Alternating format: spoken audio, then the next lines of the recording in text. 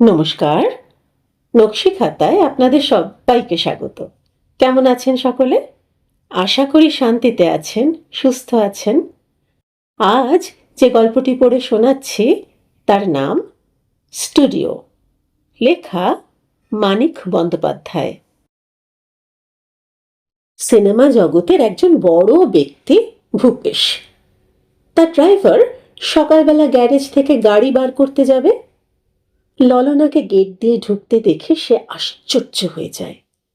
সকালে ভূপেশের বাড়িতে ললনা, তাও আবার পুরনো হলেও এত দামি একখানা শাড়ি পরে। মাস ছয়েক আগে ভূপেশের এখানে কাজ নিয়ে পাড়া ছেড়ে আসার পর একবার মাত্র ললনার সঙ্গে দেখা হয়েছিল। তার আগে একরকম রোজই ললনাকে দেখেছে ঘরে এবং বাইরে। এরকম শাড়ি সে কোনোদিন তার গায়ে দেখেনি। ললনা বলে, অবাক হয়ে গেলেন?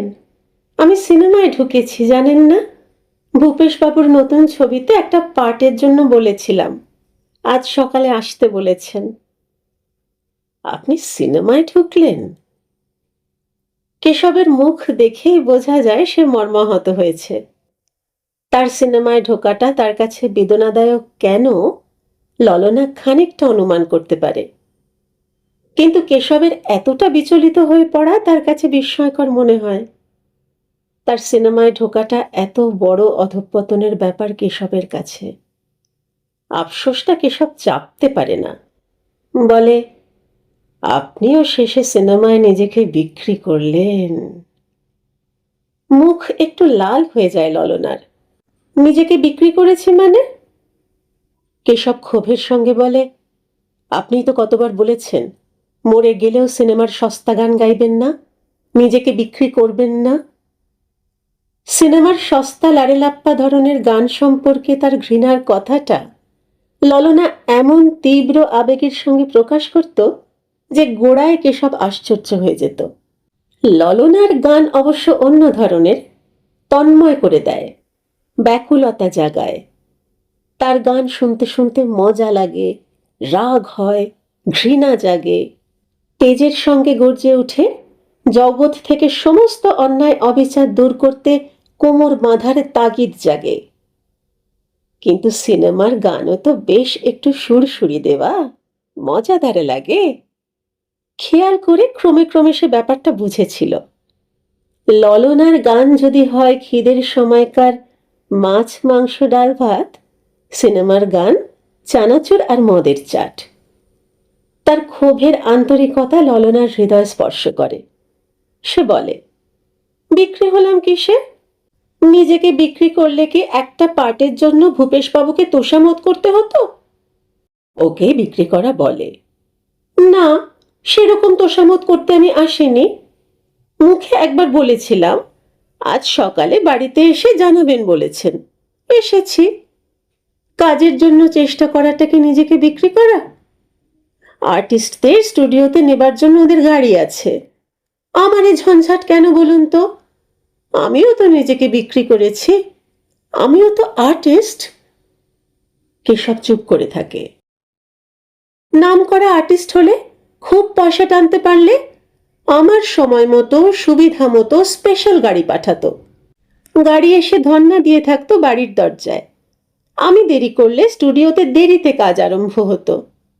কিন্তু আর 10 জনের মতো আমিও নিজের গরজে স্টুডিওতে সময় মতো যাব, তাই আমার জন্য মেয়ে স্কুলের বাসের মতো গাড়ির ব্যবস্থা। 4 দিক থেকে 15-20 জনকে একেবারে কুড়িয়ে নিয়ে যাবে। শুটিং শুরু হবে 12টায়, 10টায় তৈরি থাকতে হয়। নিজেকে বিক্রি যদি করতাম, গাড়ি কিনে না দিক, অন্তত গাড়ির স্পেশাল ব্যবস্থা করত। খুশি হলে বাড়ির দরজায় 2 ঘন্টা দাঁড় করিয়ে রাখতাম। কেশব চুপ করে থাকে। ললনা ঝাঁঝের সঙ্গে বলে, দাম নিলাম না, বিক্রি হলাম কিসে? দাম ছাড়াই কিছু বিক্রি হয় নাকি? এতক্ষণে এবার কেশব মুখ খোলে। একদিন নাম হবে, টাকা হবে, এই আশায়। সে আশা থাকতে পারে, নামের জন্য টাকার জন্য লড়াই করলে নিজেকে বিক্রি করা হয় নাকি? সহজে নাম আর টাকা করার সুযোগ আমার আছে, গাইতে তো জানি। রং একটু ময়লা, কিন্তু পর্দায় তাতে আসে যায় না। গড়ন আমার ভালোই। আপনিও তো মাঝে মাঝে হাঁ করে তাকিয়ে থাকেন। ওদের শর্ত মেনে নিলে ওরাই আমাকে ঠেলে আকাশে তুলে দেবে। তাতে আমারও লাভ, ওদেরও লাভ। আমি তা করিনি। নিজেকে বিক্রি করার মানুষ আমি নই। ললনা পৌঁছে বেয়ারার হাতে স্লিপ পাঠিয়ে দিয়েছিল। এতক্ষণে সেই স্লিপটাই বেয়ারা ফিরিয়ে আনে। উল্টো পিঠে ভূপেশ 8টার মধ্যে স্টুডিওতে যাওয়ার নির্দেশ দিয়েছে। স্লিপটা কেশবের হাতে দিয়ে ললনা একটু হেসে বলে, এই দেখুন, আমার নিজেকে বিক্রি করার নমুনা। 7:30 বাজে, 8টার মধ্যে অত দূর স্টুডিওতে পৌঁছতে হবে। ট্যাক্সি ছাড়া উপায় নেই। কেশব বলে, চলুন, আমি আপনাকে পৌঁছে দেব। একজনকে পৌঁছে দেবার হুকুম আছে, গাড়ি বার করতেই যাচ্ছিলাম। একটি তারকা উঠছে। এখনো নিজের গাড়ি হয়নি। স্টুডিওর গাড়ি অথবা ভূপেশের গাড়ি তাকে নিয়ে যায়, ফিরিয়ে আনে। বাড়ির সামনে গাড়ি দাঁড় করাবার পর খবর আসে আজ সে যাবে না, শরীর ভালো নেই। ললনা একটু হাসে। গাড়ি চলতে আরম্ভ করলে বলে, বাবার খুব অসুখ। বুড়ো বয়সে চাকরি থেকে তাড়িয়ে দিল। পছন্দ না করলেও অবস্থার ফেরে মানুষকে অনেক কাজ করতে হয়। আমিও সিনেমায় গাইছি। শহরতলির সোজা রাস্তায় কেশব গাড়ির স্পিড চড়িয়ে দেয়। তরতর করে পিছনে সরে যায় থাম, বাড়ি, কারখানা, খোলার ঘরের বস্তি আর ফাঁকা জমিগুলি। ললনা বলে, সিনেমায় ঢুকেছি বলে আমায় নিয়ে সুইসাইড করতে চান না তো? এতক্ষণে এই প্রথম কেশব একটু হাসে। বাগানবাড়ির সমস্তটাই স্টুডিও। প্রাচীন দিঘি আর পাম গাছের সারি, কেয়ারি করা ফুলের বিথি, কোনায় ঠেলে দেওয়া মালিদের ভাঙা কুঁড়ে ঘর, কত ছবিতে কত দৃশ্যে যে ঠাঁই পেয়েছে, কত যে কমিয়ে দিয়েছে ছবি তোলার কষ্ট। কিন্তু কেন্দ্রটা ওই দালান বাড়িতে। ভাগ্যে একজনের বহুকাল আগে ইংরেজের শহরে ইংরেজি মেশাল করা আধুনিক সভ্য জীবনযাপন করতে হাত ধরত এবং মাঝে মাঝে হাঁপ ছাড়ার জন্য বাগান বাড়িটা তৈরি করেছিল। সিনেমা তৈরি অনেক সহজ হয়ে গেছে তার কল্যাণে। ললনা বলে, কত সহজ হয়ে গেছে ছবি তোলা। তাই বটে। দূর থেকে, এদিক থেকে ওদিক থেকে দিঘিটা দেখাতেই কত ফুট ফিল্ম কাজে লেগে যায়। সুন্দরী একটা মেয়েকে প্রকাণ্ড ভাঙা ঘাটের সিঁড়ি বেয়ে নামিয়ে জলে চুবিয়ে উঠিয়ে এনে কত ফুট ফিল্ম সার্থক হয়। 8টার খানিক আগেই তারা পৌঁছেছে। লোকজনও এসে গেছে অনেক, কিন্তু কাজকর্ম কিছুই যে শুরু হয়নি সেটা বেশ বোঝা যায়। ভূপেশের গাড়িটা স্টুডিওতে ঢুকতে দেখে হঠাৎ সকলের মধ্যে একটা চাঞ্চল্য দেখা গিয়েছিল। ভূপেশ আসেনি দেখে সেটা আবার থেমে গেছে। ভূপেশের নির্দেশ ছিল স্টুডিওতে পৌঁছে ললনা বাগচির সঙ্গে দেখা করবে। বাগচিকে খুঁজে বার করে কেশব। ললনা বলে, একবার বসতেও বলে না। কেশব বলে, তবুও তো আপনি। ক্ষোভ যেন কেশব কিছুতেই ভুলতে পারছিল না। বরাবর সে ললনাকে মন প্রাণ দিয়ে শ্রদ্ধা করে এসেছে, ভক্তি করে এসেছে, জানা চেনা রক্তমাংসের আদর্শ নারীত্বের প্রতীক হিসেবে। ললনার গান আর ললনার জন্য চিরদিন তার গভীর আকর্ষণ। ললনার চেয়ে অনেক ভালো, অনেক বড়, অনেক খাঁটি মেয়ে জগতে হয়তো অনেক আছে, কিন্তু তাদের সঙ্গে কেশবের দূরত্বটাও প্রায় দুস্তর। ললনার চেয়ে তারা 1000 গুণ মহিয়সী হলেও তার কাছে নিছক কাল্পনিক জীব। বাড়িতে সে ললনার গান অভ্যাস করার একঘেয়ে প্রক্রিয়াটাও মন দিয়ে শুনে এসেছে। একঘেয়ে লাগেনি। 10-20 হাজার লোকের সভায় সেই গান শুনে তার মনে হয়েছে যেন নতুন গান শুনছে। এই 10-20 হাজার লোকের মতো তাকেও মাতিয়ে দেবার, রাগিয়ে দেবার, রোগ শোক দুঃখ দুর্দশার বিরুদ্ধে লড়াই করার রোমাঞ্চকর সাধ জাগাবার নতুন গান। ললনার অসুখটার আক্রমণ হলে একটু বাতাসের জন্য তাকে ছটফট করতে দেখে তার মনে হয়েছে মরে গিয়ে নিজের জীবন দিয়ে সে যদি কষ্ট একটু লাঘব করতে পারত ললনার, তার আরাধ্য দেবীর মতো সেই ললনা সিনেমায় ঢুকেছে পয়সার জন্য। বাপের অনেক পয়সা আয় ছিল, সে আয় হঠাৎ কমে যাওয়ায় 10-20 হাজার মানুষের সঙ্গে তাকেও মাতিয়ে জাগিয়ে খেপিয়ে তোলার ক্ষমতাটা তুচ্ছ হয়ে গেছে ললনার কাছে। সে সিনেমায় ঢুকছে সস্তা পয়সার লোভে। তার পূজনীয়া, রক্ত মাংসের একমাত্র জীবন্ত দেবী সস্তা সিনেমায় ভিড়ে গেছে পয়সার দরকারে। ললনা এবার বিরক্ত হয়ে বলে, বললাম বাবার চাকরি নেই, খুব অসুখে ভুগছেন, বাজে খরচা একটু কমিয়ে সস্তা শাড়ি পরে। পরনে সেকেলে দামি শাড়িটার দিকে চেয়ে ললনা হাসে। এটা আমার মার শাড়ি, পয়সা দিয়ে কিনিনি। এমন শাড়ি কেনার পয়সা কোথায় পাবো? কেশব হতভম্বের মতো চেয়ে থাকে। সে তার মায়ের শাড়িটার দিকে তাকাচ্ছে, না স্থানে স্থানে পোকায় কাটা শাড়ি জড়ানো তার দেহটার দিকে তাকাচ্ছে বুঝতে না পেরে ললনা এবার রেগে যায়।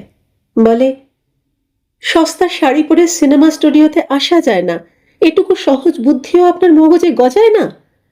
এদের দেওয়া সোনা রূপার জড়ি বসানো 1000 টাকার শাড়ি পরে স্টুডিওতে এলে বুঝে খুশি হতেন? তাহলে কিন্তু আপনাকেই আমার বাড়ি গিয়ে আমায় নিয়ে আসতে হতো। কেশব টের পায় ললনা তার সঙ্গে লড়াই করছে। এতক্ষণ সাফাই গিয়েছিল, এবার তাকে আক্রমণ করেছে। বিড়ির কৌটোয় দুটো আস্ত সিগারেট ছিল।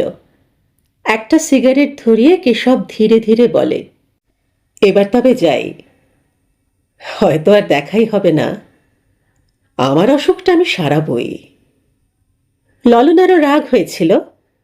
সে বলে, আপনার অসুখটা নিয়ে জগৎ চলে ভাবেন বুঝি? কেশব বলে, তাহলে কি আপনার অসুখটা নিয়ে জগৎ চলে? দুজনে বাক্যহারা হয়ে থাকে। একটা ট্যাক্সি এসে থামে।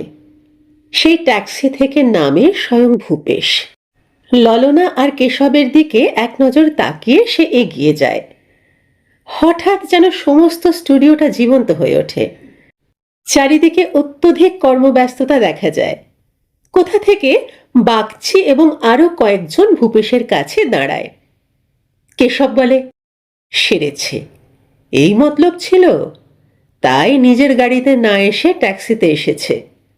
শুটিং ভালো এগোচ্ছিল না, হঠাৎ দেখতে এসেছে ব্যাপার কি, 2-4 জন আবার বরখাস্ত হবে। ললনা বলে, আমার ভয় নেই, এখনো কাজে লাগিনি। মুচকি হাসি চাপতে চাপতে রোগা বেখাপ্পা শরীরটা নানা রকম ভঙ্গি আর নৃত্যে ক্রমাগত সামলাতে সামলাতে একটা মানুষ এগিয়ে এসে ততলিয়ে ততলিয়ে কি বলে ললনাকে সে বুঝতেই পারে না। সর্বাঙ্গে তার অবিরাম ঘটে চলেছে এলোমেলো নরণচরণ। ঠোঁট কাঁপছে, চোখ মিটমিট করছে, আর মাথাটা যেন ভিতরের ধাক্কায় চমকে চমকে উঠছে। কেশব ললনাকে বলে, আপনাকে ডাকছে। ভূপেশ 1/2 ঘণ্টা থাকে। 1/2 ঘণ্টায় একটা যেন তোলপাড় হয়ে যায় সমস্ত স্টুডিওটাতে। তারপর ভূপেশ এসে গাড়িতে ওঠে। বাড়ি ফেরার হুকুম দিয়ে কড়া সুরে বলে, লীলা এলো না, গাড়ি নিয়ে তবু এখানে এলে কেন? কেশব বলে, আপনি ওনাকে স্লিপ পাঠালেন 8টার মধ্যে স্টুডিওতে যেতে হবে, আমি ভাবলাম। ভূপেশ ধমক দিয়ে বলে, তুমি ভাববে কেন? ও মেয়েটাকে আমার গাড়িতে পৌঁছে দেবার কথা তো তোমায় বলিনি। কেশব চুপ করে থাকে। ভূপেশ আরো জোরে গর্জন করে বলে, খবরদার, এরকম করবে না, আর দূর করে দেব। কেশব এক মুহূর্তের জন্য মুখ ফিরিয়ে কড়া সুরে বলে, সে আপনার খুশি, এরকম ধমক দিয়ে কথা কইবেন না। ভূপেশ তার মুখের দিকে চেয়ে চুপ করে যায়। রাগ চাপতে তাকে যে নিজের সঙ্গে রীতিমতো লড়াই করতে হচ্ছে, এটা স্পষ্টই বোঝা যায়। কেশব বুঝতে পারে তার সংযমের কারণ। চাকরি যে এখানে তার খতম হয়ে গেল তাতে সন্দেহ নেই, তবে আরেকজন লোক পাওয়ার আগে তাকে ভূপেশ জবাব দেবে না। অন্য লোক পেলেই তাকে তাড়াবে। বাকি মাইনেটা দিতে গোলমাল গড়িমসি করে গায়ের ঝাল ঝাড়বার চেষ্টা করবে। ভূপেশের গায়ের জ্বালা এখনকার মতো চেপে যাবার মতলব আঁচ করে কেশব মনে মনে একটু হাসে। কেশব বলে, আমার মাইনেটা দেবেন স্যার? 2 দিন পরে নিও। গরিব মানুষ, টাকার দরকার স্যার। কাল পরশু নিও। চাওয়া মাত্র দিতে হবে এমন কিছু নিয়ম আছে নাকি? পরশু মাস খাবার হয়েছে, তাতে কি হয়েছে? কাল পরশু নিও।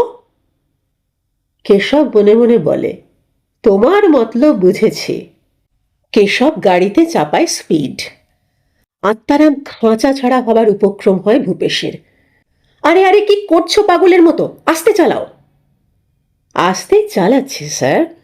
আপনাকে তাড়াতাড়ি পৌঁছে দিয়ে আমি একটা জরুরি কাজে বেরোবো। হাতে একটা পয়সা নেই যে বিড়ি সিগারেট কিনে। তুমি বাবু আস্তে চালাও, মাইনে এক্ষুনি মিটিয়ে দেবো। তাহলে ঠিক আছে।